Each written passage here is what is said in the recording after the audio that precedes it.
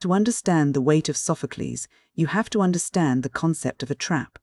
Not a trap set by a person, but a trap set by the universe itself.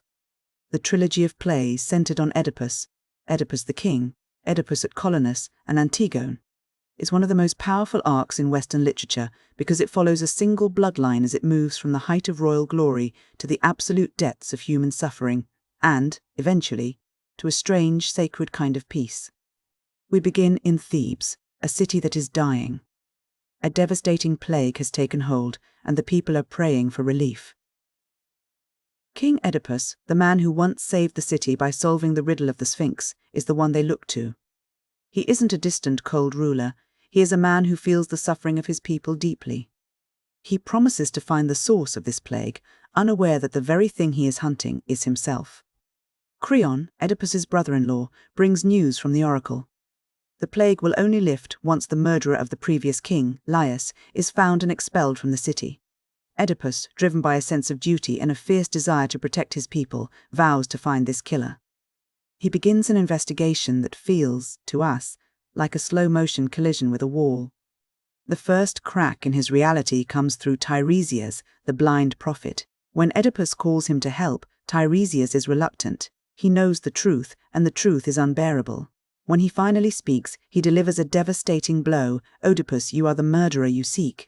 He tells the king that he is living in unintentional incest with his own mother, Jocasta. Oedipus doesn't believe this at first. He thinks Creon is plotting a coup, trying to use the prophecy to steal the throne. But the truth has a way of unraveling itself.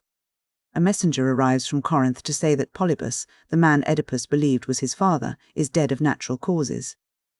This should be a relief, but instead it's the beginning of the end. The messenger reveals that Oedipus wasn't Polybus's biological son. He was a foundling, a baby with his ankles pierced, discovered on a mountainside. An old shepherd is brought forward to confirm the story. He was the one who was supposed to leave the baby to die, but he took pity on him. That baby was the son of Laius and Jocasta.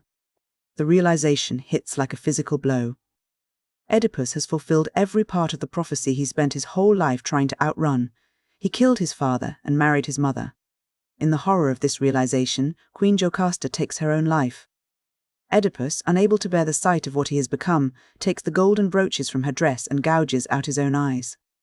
He becomes a man who is physically blind, yet, in a profound irony, he finally sees the truth of his existence.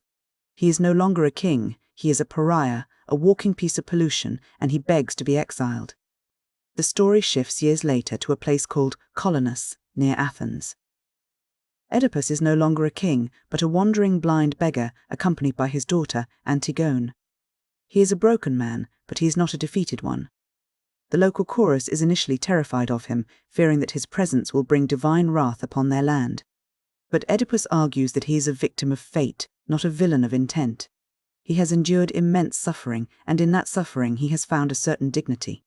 He tells the people that his presence, though marked by tragedy, will eventually bring blessings to the land that hosts him. The peace of his exile is shattered by the chaos of Thebes. His sons, Eteocles and Polynices, are locked in a brutal civil war for the throne. Ismene, his other daughter, arrives with news of the fighting. Then comes Creon, now the ruler of Thebes, who views the exiled Oedipus as a source of religious pollution. He arrives to forcibly remove Oedipus and his daughters, believing that their presence offends the gods. However, Theseus, the king of Athens, steps in. He upholds the sacred laws of hospitality and protects the exiles from Creon's reach.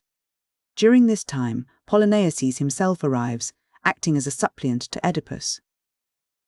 Seeing the cycle of violence between his sons, Oedipus delivers a scathing curse, predicting they will kill each other in battle. It is a prophecy that comes true, cementing the idea that the sins of the father are visited upon the children. As Oedipus nears the end of his life, he realizes his purpose. He reveals to Theseus that he must die in a foreign land to satisfy his destiny and to protect Thebes from the curse of his bloodline. He asks Theseus to guard his secret burial site.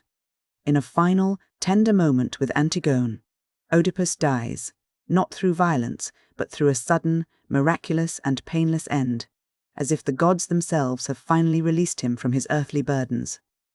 This leads us to the final piece of the puzzle, Antigone. While the first two plays focus on the man, this play focuses on the wreckage left behind. The civil war has ended, and the sons of Oedipus are dead. The city of Thebes is left in the hands of Creon, who is attempting to maintain order through rigid, unyielding law. Creon has issued an edict. Polynices, who attacked the city, is to remain unburied, left for the birds and the dogs. To bury him would be a crime against the state. But Antigone, the daughter of Oedipus, refuses to obey. She believes that the laws of the gods, the sacred unwritten duties to family, and the dead supersede the laws of any king. This is the central tension of the entire trilogy, the collision between human law and divine law. Creon represents the pragmatic political necessity of the state. He believes that order is the highest good, and that any deviation from his decree is an act of treason. Antigone represents the moral and religious obligations that exist outside of politics. She is willing to die to ensure her brother receives the rights required by the gods. The tragedy of Antigone is the tragedy of intransigence. Creon is not a villain in the traditional sense. He is a man who believes he is doing what is necessary to keep his city stable. But he is also a man who has become a tyrant because he refuses to listen. He ignores the warnings of his son, Haman, and he ignores the prophecies of Teiresias. He views any dissent as a personal challenge to his authority. As the play progresses, we see the concept of miasma, or spiritual pollution, at work. The unburied body of Polynices acts as a stain on the city, a spiritual sickness that prevents the gods from hearing the prayers of Thebes. Creon's attempt to enforce order through rigid, uncompromising law only creates more chaos. By the time he realizes his mistake, it is too late. The cost of Creon's stubbornness is total. In the end, the consequences of the Oedipus bloodline catch up to him. He loses his son, Haman, and his wife, Eurydice. He is left a broken man, much like the father-in-law he once tried to suppress. The cycle of suffering that began with Oedipus's first misstep reaches its natural conclusion in the ruins of his family. When we look at these three plays together, a few major themes emerge that give the trilogy its lasting power. The first is the paradox of sight and blindness. In the first play, Oedipus has perfect physical sight, but is completely blind to the reality of his own life. He is a man who sees everything about the world, but nothing about himself. It is only when he becomes physically blind that he truly begins to see the truth. He moves from a state of ignorant power to a state of enlightened suffering. Then there is the tension between fate and free will. The plays ask a question that still haunts us: how much of our lives is mapped out for us, and how much do we actually control?